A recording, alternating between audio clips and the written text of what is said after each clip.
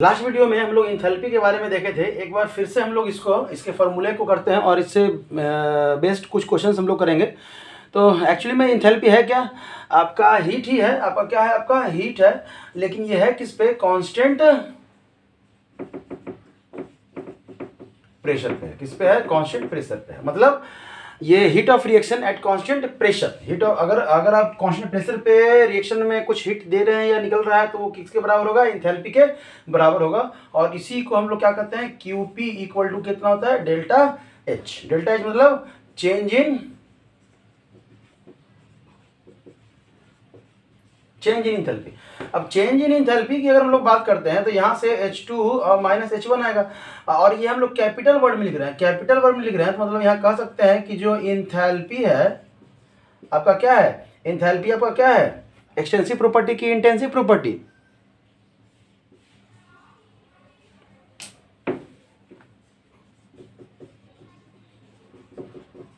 Extensive property plus आपका कह सकते हैं कि इंथैल्पी है तो क्या है आपका? State function. क्या आपका? स्टेट फंक्शन है। क्यों? क्योंकि कैपिटल से लिख रहे हैं। आप कैपिटल इस चैप्टर में पढ़ेंगे कि जो कैपिटल अल्फाबेट से हम लोग यूज करते हैं वो क्या होता है? स्टेट फंक्शन होता है। बाकी स्मॉल से जो यूज करते हैं वो क्या होता है? हमारा पाथ फंक्शन होता है। ठीक है, तो ये भी कैपिटल वर्ड से यूज कर रहे हैं कि अल्फाबेट से, तो आपका क्या होगा? तो ये दोनों एनर्जी है ना, एनर्जी जितना एनर्जी का टर्म है वो सब एक्सटेंसिव हो जाएगा, एक्सटेंसिव प्रॉपर्टी, क्योंकि वो मास पे डिपेंड करता है या कह सकते हैं अमाउंट ऑफ साइज पे डिपेंड करता है। जो हर वो प्रॉपर्टी जो मैटर के साइज और मास पे डिपेंड करे उसको क्या कहते हैं? एक्सटेंसिव प्रॉपर्टी कहते हैं। और स्टेट फंक्शन बोली या फिर पॉइंट फंक्शन बोली, ये तो बात बराबर ही है। समझ में आ रहा है? तो ये आपका इंथैल्पी क्या है? स्टेट फंक्शन है। तब यहाँ से हमारा फॉर्मूला आया था delta H is equal to delta E plus NGRT। इसी फॉर्मूले से हम लोग जो है ना कुछ क्वेश्चंस करते हैं। इसमें है क्या? तो ये तो कह सकते हैं कि चेंज इन क्या है आपका? इंथैल्पी। ठीक है, चेंज इन इंथैल्पी। ये क्या है आपका? Change in internal energy. आपका ये डेल्टा NG क्या है? डेल्टा NG जो है वो change in mole of reaction component कर सकते हैं, ऑफ गैसियस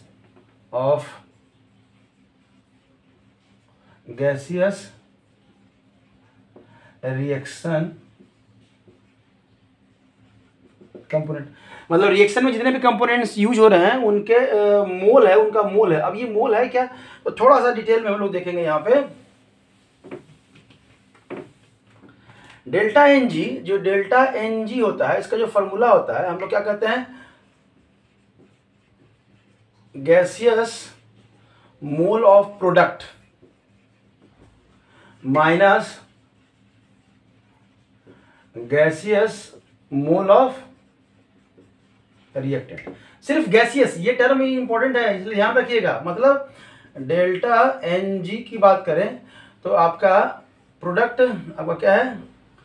मोल किसका? प्रोडक्ट का, माइनस मोल किसका? रिएक्टेंट का। और किस फॉर्म में? सिर्फ गैस वाले फॉर्म का, सिर्फ गैस वाले फॉर्म का। समझ में आ रहा है? थोड़ा सा एग्जांपल में हम लोग चलेंगे यहाँ पे। ठीक है, एग्जांपल क्या है तो हम लोग देखेंगे आपका कि अगर पहला एग्जांपल हम लोग बात करें कि H2 और ये भी गैस प्लस I2 और ये भी गैस, और इससे क्या बन रहा है? 2HI बन रहा है, ये भी गैस। तो यहाँ पे अगर हम लोग डेल्टा NG निकालें इस रिएक्टेंट का, तो आपका क्या है? प्रोडक्ट का मोल। तो मोल कितना हुआ? 2 माइनस रिएक्टेंट का मोल तो कितना हो गया? ये 1 और प्लस 1। 1 प्लस 1 कैसे हो गया भाई? ये 2 और 2 यूज नहीं करना, क्योंकि ये तो मॉलिक्यूल का फॉर्मेशन है। कॉफिशिएंट कितना है? कुछ नहीं मतलब 1 है, कुछ नहीं मतलब 1 है। तो 1 और 1 2, मतलब इस कंडीशन में क्या हो गया? 0। तो मतलब डेल्टा NG कितना हो गया आपका? 0। अब डेल्टा NG का वैल्यू 0 तो आपका delta H equal to delta E अब प्लस आपका क्या है? Delta NGRT। क्या है आपका? Delta NGRT। Delta n g का वैल्यू 0, तो यहाँ से इस रिएक्शन के लिए क्या हो गया, delta E equal to delta, और ये रिलेशन पूछा जाता है, ठीक है। क्यों, क्योंकि ये वाला वैल्यू 0 तो ये पूरा टर्म 0 हो गया। तो मतलब इंटरनल, अगर आपका डेल्टा एन जी का वैल्यू 0 है, अगर रिएक्टेंट और मोल प्रोडक्ट का मोल बराबर है, तो उसका जो heat of reaction at constant pressure जो होगा वो इक्वल होगा heat of reaction at constant volume के, या कह सकते हैं कि जो चेंज इन एंथैल्पी होगा वो इक्वल होगा आपके चेंज इन इंटरनल एनर्जी के। आप जिस तरह से भी बोल सकते हैं, ठीक है। तब है दूसरा कंडीशन हम लोग लेके चलते हैं। दूसरा जो है, दूसरा हम कह सकते हैं कि PCl5 ये भी गैस है, और आपका यहाँ से क्या बन रहा है, PCl3 बन रहा है, और आपका Cl2 बन रहा है, ये भी गैस है, ठीक है। तब क्या है कि अगर इसमें हम लोग रिलेशन देखें तो डेल्टा एन जी सबसे पहले निकालेंगे तो क्या हो जाएगा, प्रोडक्ट। तो प्रोडक्ट कितना है, 1 मोल इसका और 1 मोल इसका, 1 + 1 माइनस 1 मोल इसका, तो कितना हो जाएगा, 2 - 1 मतलब 1। अब ये क्या आ गया, ये पॉजिटिव वैल्यू है, मतलब delta n g equal to क्या आ गया, 1 आ गया, 1 आ गया। अब देखिएगा, अब डेल्टा एन जी आपका 1 आ गया, मतलब आप इसको लिख सकते हैं delta n g equal to delta E plus, अब इसका वैल्यू 1, तो 1 का वैल्यू 1 आई आर टी। मतलब अगर यहाँ से रिलेशन देखें तो डेल्टा एच जो है वो क्या है आपका, बड़ा है डेल्टा ई से। किससे, डेल्टा ई से। कैसे बड़ा है भाई, डेल्टा ई में इतना ऐड किए हैं तब ना इसके बराबर आया है, तो मतलब डेल्टा एच क्या है आपका, बड़ा है। मतलब कि अगर डेल्टा एन जी का वैल्यू अगर आपका क्या है, पॉजिटिव हो, क्या हो, पॉजिटिव हो, तो चेंज इन इंथैल्पी जो है वो ग्रेटर होगा चेंज इन इंटरनल एनर्जी के। आप इस तरह से भी कर सकते हैं। समझ में आया, कोई दिक्कत? अच्छा, यहाँ पे दिखाई नहीं दिया, ठीक है, सेम ही चीज़ है। समझ में आया, ठीक है। नेक्स्ट चलते हैं। मान लीजिए कि आपका कोई रिएक्शन है, आपका N2+ ये भी गैस है, और 3H2 ये भी गैस है, और फिर क्या बन रहा है, 2NH3 अमोनिया बन रहा है, और ये भी क्या है आपका, गैस है। अगर इसमें हम लोग डेल्टा एन जी का वैल्यू देखेंगे तो कितना हो जाएगा, प्रोडक्ट 2 माइनस रिएक्टेंट कितना हो जाएगा, 1 + 3, तो कितना हो जाएगा आपका 2 - 4 के ना -2। मतलब डेल्टा एन जी का वैल्यू क्या है आपका, नेगेटिव आया। क्या आया, नेगेटिव आया। अब देखिएगा -2 आया, तो यहाँ से अगर हम लोग डेल्टा एच की बात करें तो डेल्टा ई, अब डेल्टा एन जी की जगह क्या है, -2, तो -2RT। मतलब अब है कि डेल्टा ई में इतना माइनस किए तब ना डेल्टा एच के बराबर हो, मतलब इस केस में क्या है, डेल्टा ई क्या रहेगा आपका, बड़ा रहेगा। तो ये रिलेशन से भी आपको क्वेश्चन पूछता है, आप यहाँ ध्यान रखिएगा, सिर्फ कैलकुलेट करने मत बढ़ जाइएगा। देखिएगा कि वहाँ सबसे पहले रिएक्शन दिया रहेगा, क्वेश्चन कैसे पूछता है उनको बताएंगे। सबसे पहले रिएक्शन दिया रहेगा तो डेल्टा एन जी का वैल्यू निकालिए, और डेल्टा एन जी का वैल्यू निकाल लिए, अगर आपको 0 आ गया तो फिर तो कैलकुलेशन करना ही नहीं है, जितना डेल्टा एच है उतना ही डेल्टा ई है, या जितना डेल्टा ई है उतना ही डेल्टा एच रहेगा। लेकिन अगर पॉजिटिव और नेगेटिव रहेगा तो इस तरह से आपका रिलेशन बनेगा। समझ में आया?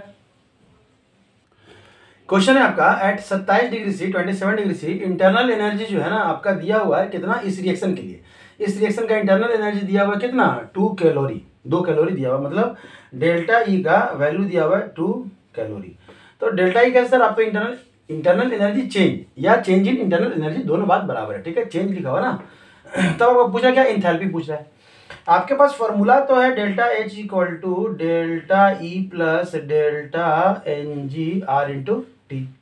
तो सबसे पहले आप तो डेल्टा एन जो है ना चेक कर लीजिए कि डेल्टा एन जी का वैल्यू कितना है। तो आप रिएक्शन के लिए देखिएगा तो प्रोडक्ट का कितना मोल है, 2, माइनस रिएक्टेंट का 1 + 1 कितना हो गया, 0, मतलब डेल्टा एन 0। तो जितना डेल्टा एच होगा उतना ही डेल्टा ई होगा, या जितना डेल्टा ई होगा उतना ही डेल्टा एच होगा। मतलब डेल्टा ई का वैल्यू दिया हुआ कितना, 2 कैलोरी, तो डेल्टा एच भी कितना हो जाएगा, 2 कैलोरी। यही हम बता रहे हैं कि आपका क्वेश्चन अगर दिया रहा है तो सबसे पहले आप डेल्टा एन जी निकालिए, डेल्टा एन जी निकाल लिए, आपका समझिए काम हो गया। समझ में आया? एक क्वेश्चन ये है, ये क्वेश्चन थ्योरेटिकल है, लग रहा होगा बहुत बड़ा क्वेश्चन लग रहा है, लेकिन बहुत आसान है, लेकिन आप गलती भी सबसे ज़्यादा करेंगे इसमें, ठीक है। अब देखिए गलती कहाँ कहाँ करेंगे, उस पॉइंट पे आपको सिर्फ ध्यान रखना है। लिखा हुआ है कि heat of combustion of gaseous methane, methane है, इसको हम लोग जला रहे हैं, ठीक है, at constant volume is measure in 1 kilometer is at 300 kelvin is found to be 700.2 kilo joule. मतलब कांस्टेंट वॉल्यूम पे आपका क्या होता है, इंटरनल एनर्जी। क्या होता है आपका, इंटरनल एनर्जी, और उसका जो हीट ऑफ रिएक्शन है वो कितना है आपका, 700.2 किलो जूल दिया हुआ है, ठीक है। तब है कि आपका टेम्परेचर दिया हुआ है कितना, 300 केल्विन। अब टेम्परेचर का जरूरत पड़ेगा नहीं, क्यों नहीं पड़ेगा, क्योंकि सेम वैल्यू पे, सेम टेम्परेचर पे आपका, या उसी टेम्परेचर पे आपको पूछ रहा है किसका वैल्यू, डेल्टा एच का वैल्यू पूछ रहा है। चलिए, अब डेल्टा एच का वैल्यू पूछ रहा है तो हमारे पास फॉर्मूला है delta H equal to delta E plus delta n g R T. अब यहाँ पे डेल्टा एच निकालना है, डेल्टा ई तो दिया हुआ है लेकिन बाकी के लिए तो इन्फॉर्मेशन, चलिए टी दिया हुआ है 300 केल्विन, आर का वैल्यू और एन का वैल्यू। अब देखिए यहाँ पे डायरेक्टली आपको रिएक्शन नहीं दिया हुआ है, लेकिन क्या दिया हुआ है कि कंबशन कर रहे हैं, किसका कंबशन कर रहे हैं, मीथेन का। और मीथेन क्या है, ऑर्गेनिक कंपाउंड। और आपको बतलाए थे कि दुनिया का कोई भी ऑर्गेनिक कंपाउंड हो, दुनिया का कोई भी ऑर्गेनिक कंपाउंड हो, चाहे लिखा रहे ऑक्सीजन के साथ रिएक्शन, चाहे लिखा रहे एयर में बर्न करना, चाहे लिखा रहे कंबशन, ये सब का मीनिंग सेम होता है और इन सब का प्रोडक्ट जो है वो सेम ही बनेगा, CO2 और H2O। मतलब दुनिया का कोई भी ऑर्गेनिक कंपाउंड ले लीजिए, आप ऑर्गेनिक कंपाउंड को एयर के साथ रिएक्शन करवा रहे हैं, आप इत्मीनान होकर ये दो प्रोडक्ट लिख दीजिए और बाद में बैलेंस कर दीजिए, आपका वो सही होगा। तब क्या है, एक कार्बन 4 हाइड्रोजन 2 हाइड्रोजन 2 से मल्टीप्लाई कर दीजिए। और क्या है उसके बाद आपका ऑक्सीजन, और यहाँ पे दो ऑक्सीजन, यहाँ पे 4 हो गया तो यहाँ पे 2 से मल्टीप्लाई कर दीजिए। ठीक है, अब देखिए, अब है कि स्टेट जानना बहुत जरूरी है। तो हमको इतना तो पता है कि ऑक्सीजन क्या है, गैस है, कार्बन डाइऑक्साइड भी क्या है, आपका गैस है। अब रहा इन दोनों का इंफॉर्मेशन रहा।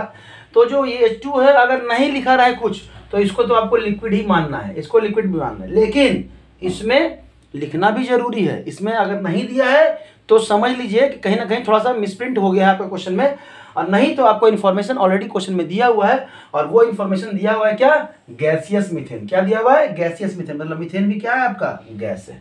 अब यहां से अगर डेल्टा एनजी का वैल्यू निकालना हो तो क्या हो जाएगा, प्रोडक्ट। अब प्रोडक्ट में क्या है, देखिए ये लिक्विड है, क्या आपका लिक्विड है, लिक्विड को कंसीडर नहीं करेंगे तो आपका कितना हो जाएगा 1 मोल, माइनस रिएक्टेंट 2 और 1 3 मोल। समझ में आया, मतलब 1 - 3 कितना हो जाएगा, -2। कोई दिक्कत। अब -2 हो गया तो delta H is equal to, आप बच्चे लोग सीधा क्या करेंगे, 700 - 700.2 आपका -2 इंटू आर का वैल्यू कौन सा रखिएगा ये बताइए। आर का 2 वैल्यू है, समझ लीजिएगा, इस क्वेश्चन को हम लोग मिटाते हैं। आर का 2 वैल्यू है आपके पास, ठीक है। एटलीस्ट अगर इतना जान रहे हैं कि यहाँ पे क्या है, एनर्जी, तो आर का जो वैल्यू है ये 0.0821 होता है ATM लीटर और पर मोल पर केल्विन। और आर का जो वैल्यू है 8.314 आपका जूल आपका पर मोल पर केल्विन। और आर का जो वैल्यू है वो 2 कैलोरी पर मोल पर केल्विन होता है। तो इसको तो भूल जाइए क्योंकि इसको तो लेना नहीं है, क्योंकि यहाँ पर हम लोग एनर्जी के रूप में वर्क कर रहे हैं, तो या तो जूल लेंगे ना तो कैलोरी लेंगे। अगर नहीं दिया हुआ है तो आप आसान वाला ले लीजिए। क्या ले लीजिए, आसान वाला ले लीजिए। तो ये आसान वाला लेंगे तो काम होगा, नहीं होगा, क्यों, क्योंकि आपको ऑलरेडी यहाँ पे दिया हुआ है कि क्या है, आपका जूल है, मतलब वैल्यू कौन सा लेना है, ये वाला लेना है। आर के वैल्यू में सतर्क रहिएगा, ठीक है। तो 8.314 इंटू 300 कर दिए। चलिए अब क्या है कि बच्चा लोग कर दिया, यहाँ पे एक गलती अभी भी कर रहे हैं। क्या कर रहे हैं गलती, तो ये दिया हुआ है क्या, किलो जूल में दिया हुआ है, और यहाँ जो हम लोग आर का वैल्यू यूज कर रहे हैं वो क्या है, जूल में यूज कर रहे हैं, मतलब इसको भी जूल में कन्वर्ट करना जरूरी है। तब क्या करेंगे, इसी चीज को फिर से हम लिखते हैं। 3 जगह आप गलती कर सकते हैं। Delta H is equal to -70.2 into 10⁻³ kilo joule को जूल में करिए तो 1000 से क्या करना होगा, मल्टीप्लाई करना होगा, और तब -2 इंटू 8.31 इंटू 300, और तब जो आपका आंसर आएगा वो फाइनल आंसर होगा। समझ में आया, कोई दिक्कत। यहाँ पे गलती कर सकते हैं, एक तो किलो जूल को आप कन्वर्ट नहीं करेंगे हड़बड़ी में, माइनस दिया हुआ है, ठीक है। तब क्या है आपका, उसके बाद फिर क्या है कि आप यहाँ पे अपने मन से, अब यहाँ पे रिएक्शन आपको दिया नहीं था तो रिएक्शन जानना है, तो ये आप याद रखिए कि ऐसा रिएक्शन जो वेल नोन है, हमेशा उसका प्रोडक्ट में कोई चेंज नहीं होता है। वो रिएक्शन हो सकता है कि आपको डायरेक्टली ना दे, उसका व्यवस्था आपको दे देगा। लिख दिया कंबशन ऑफ गैसियस मीथेन, तो कंबशन के बाद हमेशा कार्बन डाइऑक्साइड, कोई भी ऑर्गेनिक कंपाउंड हो, कार्बन डाइऑक्साइड और H2O ही बनता है। समझ में आया, कोई दिक्कत, ठीक। तो ये क्वेश्चन आपका इस तरह से बनेगा। तब हम लोग पढ़ते हैं हीट कैपेसिटी के बारे में। हीट कैपेसिटी आपका क्या है, इसको रिप्रेजेंट करते हैं हम लोग C से। ये होता क्या है, तो कह सकते हैं कि amount amount of heat required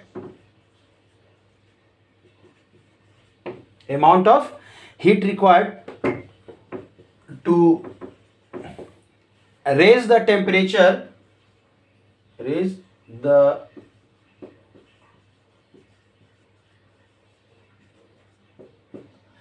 temperature of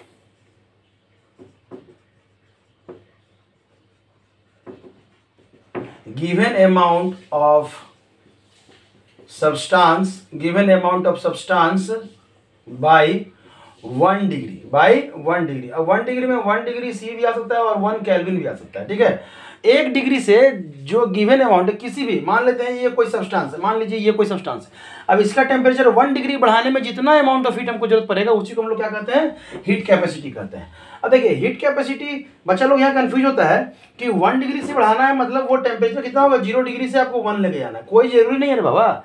अगर कोई सिस्टम है या कोई सब्सटेंस है जिसका 100 डिग्री टेम्परेचर ऑलरेडी है, इसको 101 करने में जितना एनर्जी लगा, अगर 200 डिग्री सेल्सियस पे है, इसको 201 करने में जितना लगा, अगर आपका 200 केल्विन है तो इसको 201 केल्विन करने में जितना लगा, 100 केल्विन है तो 101 केल्विन करने में जितना लगा। मतलब समझ में आ रहा है, कोई जरूरी नहीं है कि आपको 0 से ही आपको बढ़ाना है, समझ में आ रहा है, ठीक है। तो 1 डिग्री टेम्परेचर राइज करने में जितना आपको अमाउंट ऑफ हीट लगता है उसी को हम लोग क्या बोलते हैं, हीट कैपेसिटी बोलते हैं। समझ में आया। तो हम लोग यहाँ से कह सकते हैं कि जो आपका हीट कैपेसिटी है वो क्या होता है, स्मॉल रिक्वायर्ड हीट आपका क्या है, आपका रिक्वायर्ड, और अपॉन आप क्या कर सकते हैं, बोलिए, रेज इन टेम्परेचर, या आप रेज इन टेम्परेचर, ठीक है, या राइज इन टेम्परेचर, जो भी हो, मतलब आपका हीट रिक्वायर्ड तो कितना है, तो स्मॉल हीट तो डेल्टा क्यू, क्या हो गया आपका, डेल्टा क्यू। अब बटा स्मॉल चेंज इन टेम्परेचर, चूंकि 1 डिग्री है तो डेल्टा टी आप लिख सकते हैं। समझ में आया। तब हमारा जो टर्म है वो आता है आपका मोलर हीट कैपेसिटी। क्या आता है आपका, मोलर हीट कैपेसिटी, ठीक है, मोलर हीट कैपेसिटी। देखिए सेम है हीट कैपेसिटी, तो हीट कैपेसिटी तो इसका जो आपको डेफिनेशन है वही होगा, लेकिन यहाँ पे टर्म आया मोलर टर्म आया तो वो यूज कैसे होगा, तो ध्यान दीजिएगा, यहां तक तो सेम ही रहेगा ना कि amount of molar heat capacity is amount of heat required to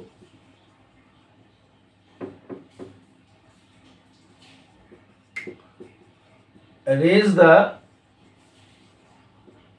temperature of given। अब यहां पे क्या है, गिवन लिखा हुआ है, अब यहां पे क्या लिखे, गिवन की जगह पे खाली आपको करना है ऑफ 1 मोल ऑफ सब्सटेंस, ठीक है, बाय 1 डिग्री, समझ में आया। 1 मोल सब्सटेंस किससे, 1 डिग्री से, तो आपको क्या कहेंगे हम लोग, मोलर हीट कैपेसिटी कहते हैं। इसको हम लोग रिप्रेजेंट करते हैं Cm से। समझ में आया। तो मतलब हम लोग कह सकते हैं कि Cm is equal to heat capacity और कितना, पर यूनिट मोल।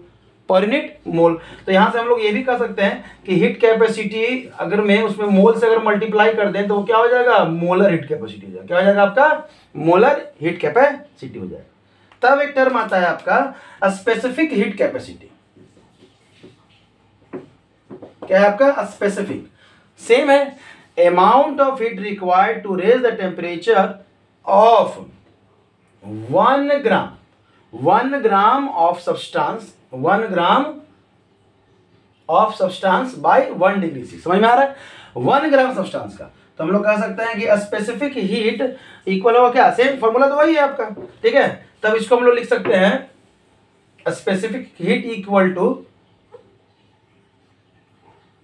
इसको हम लोग रिप्रेजेंट कर देंगे CS से रिप्रेजेंट करेंगे, ठीक है। तो specific heat is equal to हम लोग क्या लिख सकते हैं,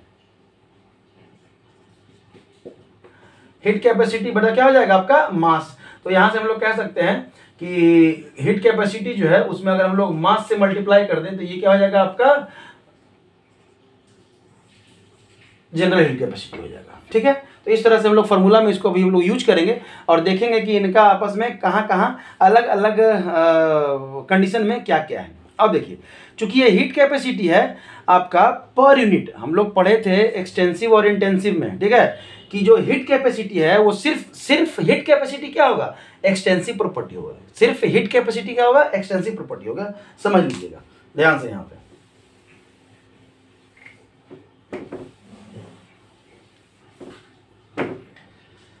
अगर हम लोग हीट कैपेसिटी की बात करें, हीट कैपेसिटी की बात करें तो ये क्या है आपका एक्सटेंसिव प्रॉपर्टी। क्या होगा आपका एक्सटेंसिव प्रॉपर्टी होगा।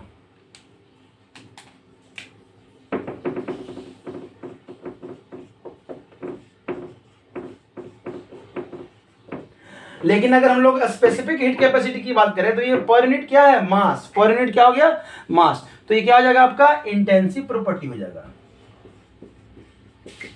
और आपको हम लोग एग्जांपल में लिखे भी थे वहां पे कि जो भी स्पेसिफिक वर्ड जहां भी लगा रहे वो आपका क्या हो जाएगा, इंटेंसिव प्रॉपर्टी हो जाएगा। यहाँ पे बच्चे लोग बहुत कंफ्यूज करते हैं कि हीट कैपेसिटी यहाँ पे एक्सटेंसिव लिख रहे हैं तो यहाँ पे इंटेंसिव कैसे होगा। भाई यहाँ पर यूनिट मास की बात कर रहे हैं, एक्सटेंसिव और इंटेंसिव वाले प्रॉपर्टी को फिर से पढ़िए तब है। अगर आपका हम लोग मोलर की बात करें, अगर हम लोग मोलर हीट कैपेसिटी की बात करें तो क्या लिखा हुआ है, Cm।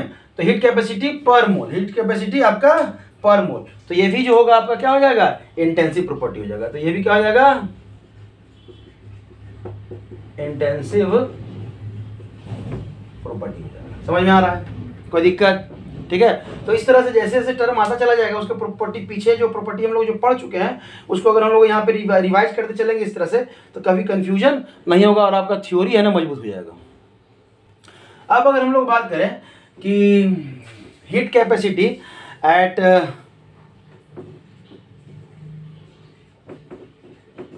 कांस्टेंट प्रेशर की बात करते हैं। किसकी बात करते हैं, कांस्टेंट प्रेशर की बात करते हैं। हीट कैपेसिटी है, किसकी बात कर रहे हैं, हीट कैपेसिटी कांस्टेंट प्रेशर। तो हीट कैपेसिटी आपका क्या था, तो dq बटा आपका dt था। ठीक है, dq बटा dt। और इसको आप क्या बोल रहे थे, तो और हीट कैपेसिटी कांस्टेंट प्रेशर पे जो आपका हीट है वो किसके बराबर है, डेल्टा एच के बराबर है। तो यहाँ पे q जो है डेल्टा एच के बराबर है, तो dq किसके बराबर होगा, dh के बराबर होगा। और dt तो ऑलरेडी आपका है ही, मतलब heat capacity at constant pressure जो है वो किसके बराबर है, delta small change in enthalpy बटा स्मॉल चेंज इन टेम्परेचर। और इसी को हम लोग बोलते हैं, क्या टर्म यूज करते हैं, Cp। मतलब Cp is equal to dH बटा क्या है आपका dt। समझ में आया, मतलब कांस्टेंट आपका प्रेशर पे। अगर हम लोग बात करें हीट कैपेसिटी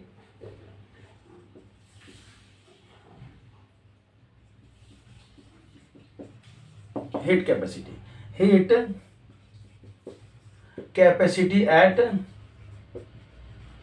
कांस्टेंट वॉल्यूम। अगर हीट कैपेसिटी कांस्टेंट वॉल्यूम की बात करें तो आपका क्या आ जाएगा, कांस्टेंट वॉल्यूम। तो हीट कैपेसिटी तो वही है डेल्टा टी। और कांस्टेंट वॉल्यूम पे जो हमारा हीट है वो किसके बराबर है, एनर्जी, इंटरनल एनर्जी के बराबर है। तो आप इस तरह से कर सकते हैं। और इसी को हम लोग क्या कहते हैं, CV कहते हैं, heat capacity at constant volume. तो CV जो है वो डेल्टा E बटा डेल्टा स्मॉल चेंज इन के बराबर है। समझ में आया, कोई दिक्कत? तो हम लोग एक साथ सारे फार्मूला को लिख लेते हैं और फिर देखते हैं। यहां से एक टर्म आया CP और CV।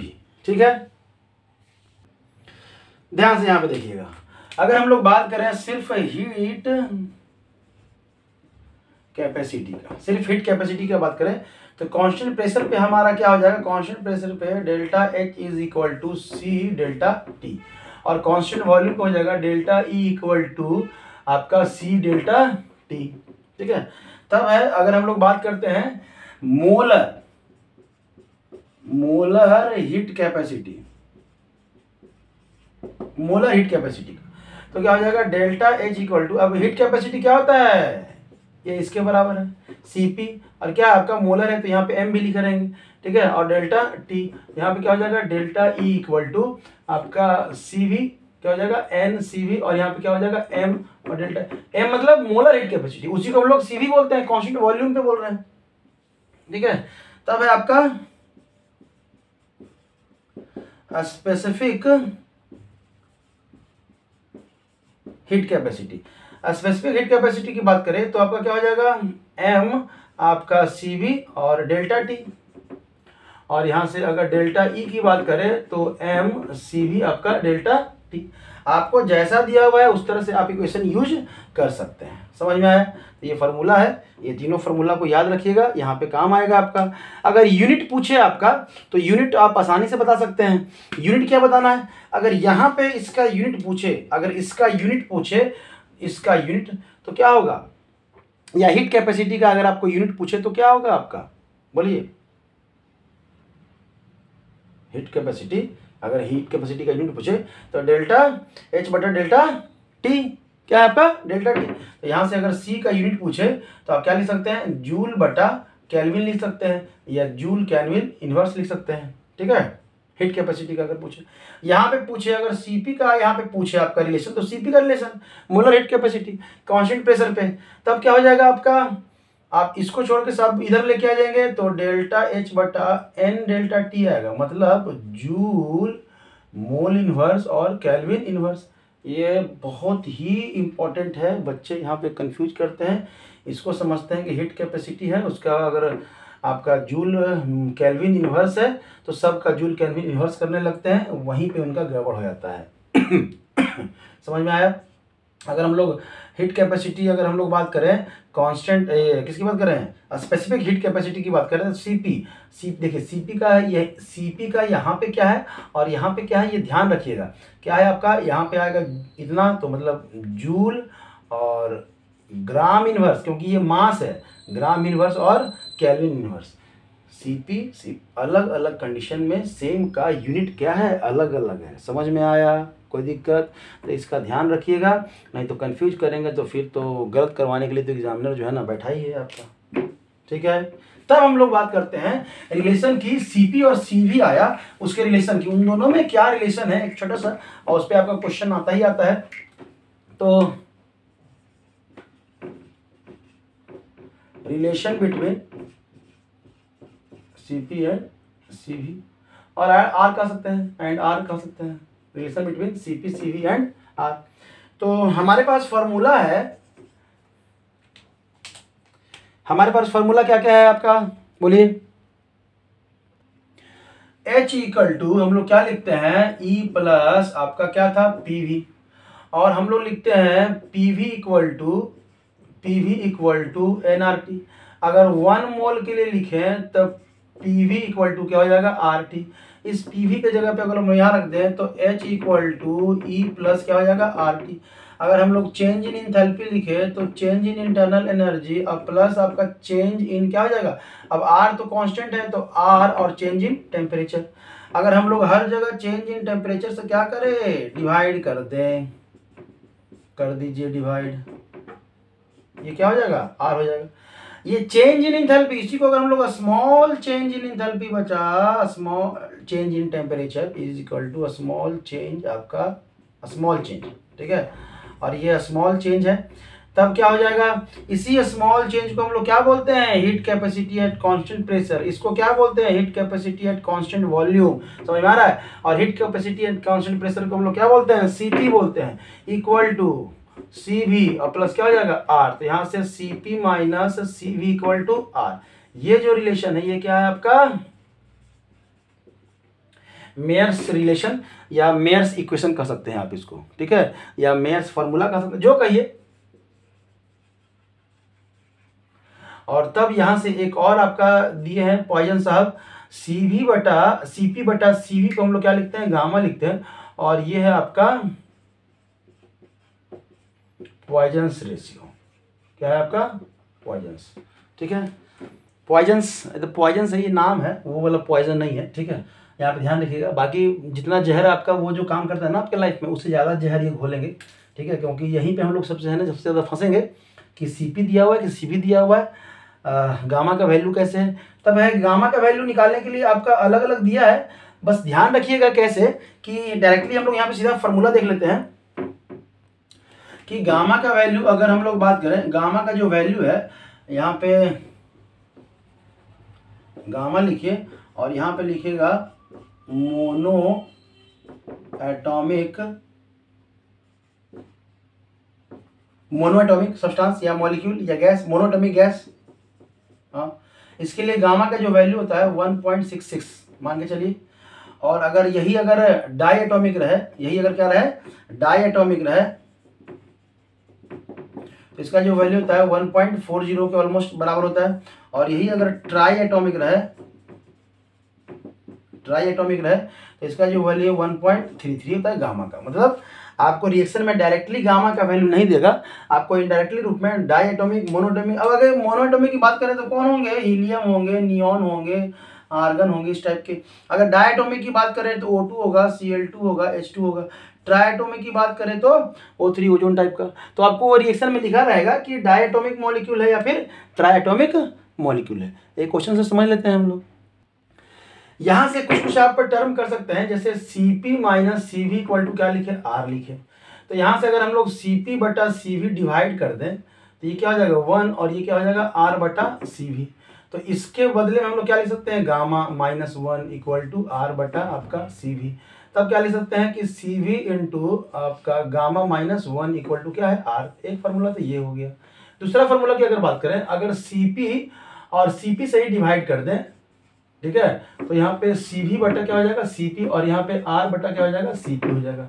तो यहाँ पे क्या हो जाएगा 1 माइनस 1 बटा गामा। ये Cv बटा Cp है, ना कि Cp बटा Cv है, क्योंकि Cp बटा Cv को हम लोग गामा बोलते हैं, तो इसको 1 बटा गामा तो बोल ही सकते हैं, इक्वल टू R बटा क्या है आपका Cp।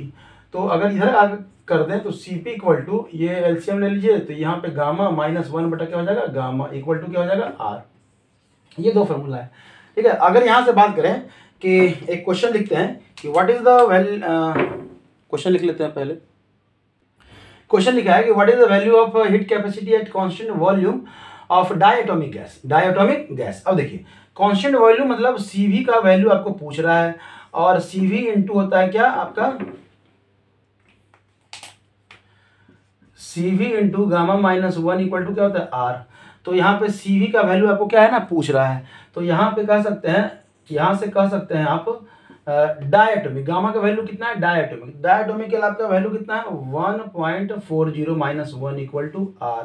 तो यहाँ से अगर हम लोग Cv का वैल्यू देखें तो वो हो जाएगा R बटा R अपन कितना हो जाएगा 0.4। समझ में आया, मतलब आपका 10 R बाई क्या हो जाएगा 4, या कह सकते हैं कि Cv इक्वल टू 5R/2। अब R का जो वैल्यू दिया रहेगा वो आपका आंसर रहेगा। तो इस तरह से आप आंसर निकाल सकते हैं। समझ में आया।